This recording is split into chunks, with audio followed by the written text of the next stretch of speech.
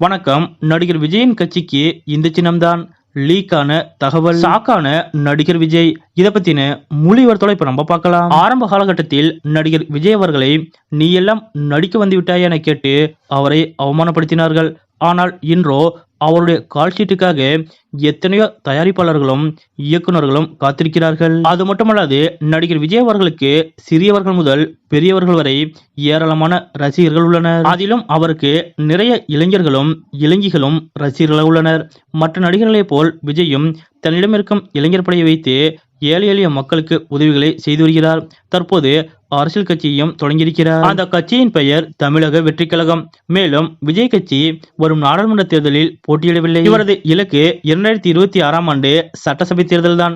இன்னும் 2 ஆண்டுகளுக்குள் தனது கட்சியின் கட்டமைப்பை வலுப்படுத்தும் நடவடிக்கையில் விஜய் அவர்கள் ஈடுபடுவார் என தெரிகிறது. அத்துடன் ஒப்புக்கொண்ட படங்களுடன் நடிப்புக்கு முழுக்கு போட்டுவிட்டு முழு நேர அரசியல்வாதியாக மாறப்போவதாகவும் அவர் தெரிவித்திருக்கிறார். இந்த நிலையில் விஜய்க்கு எந்த சின்னம் பொருத்தமாக இருக்கும் என்பது குறித்து அவருடைய ரசிகர்கள் சமூக வலைதளங்களில் விவாதித்து வருகிறார்கள். அந்த வகையில் விஜயின் கட்சிக்கு துப்பாக்கி சின்னம் என்றும், லியோ படத்தில் நடித்ததால் சிங்கம் சின்னம் என்றும், மெர்சல் படத்தில் நடித்ததால் காளை சின்னம் என்றும், சுத்தியல் நங்கூரம் என்றும் கூறி வருகிறார்கள். இன்னும் சிலர் ஆள்காட்டி விரல் நீட்டி மணிக்கட்டு வரை உள்ள படத்தில் விஜய் கையை நீட்டி நடக்கும் சின்னம் இருந்தால் நன்றாக இருக்கும் என்றும் கூறுகின்றனர். மேலும் சிலர் சுப்பிரமணிய சின்னமாக வைக்கவும் கோரிக்கை வைத்து வருகின்றனர். ரசிகர்களின் இது போன்ற கோரிக்கைகளை பார்த்து நடிகர் விஜய் அவர்களை சாக்கானதாக கூறப்படுகிறது. இப்படி ஆராய்ச்சிகளுக்கு மத்தியில் சிலர் எதுக்குப்பா அவசரம், தளபதியே அறிவிப்பார், அதுவரை பொறுத்திருங்கள் என்று கூறி வருகின்றனர். இதற்கிடையே விஜய் கட்சி கேட்கும் சின்னத்தை தேர்தல் ஆணையம் ஒதுக்குமா, இல்லை முதலில் சுயேட்சை சின்னம் ஒதுக்கப்படுமா என்பதை